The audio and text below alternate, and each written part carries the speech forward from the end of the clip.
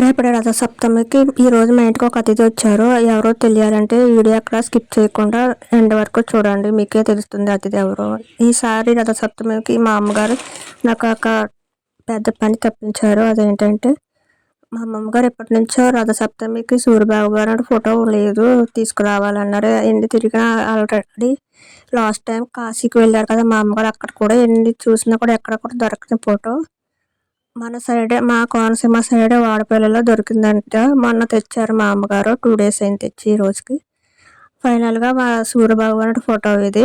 ఈయనే మా ఇంటికి వచ్చిన అతిథి, చూసారు కదా.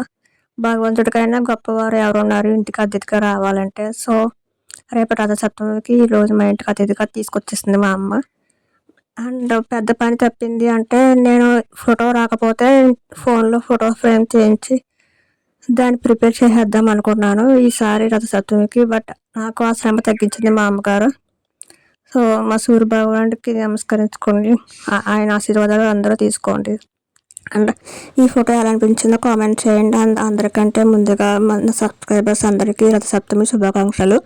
ఆ సూర్యభగవానుడు ఆశీస్సులు ఎల్లప్పుడూ మీకు కలుగజేయాలని కోరుకుంటూ, ఇంకా ఎవరైనా సబ్స్క్రైబ్ చేసుకోవాలని ఉంటే నా ఛానల్ వెంటనే సబ్స్క్రైబ్ చేసుకోండి ఫర్ మోర్ వీడియోస్కి.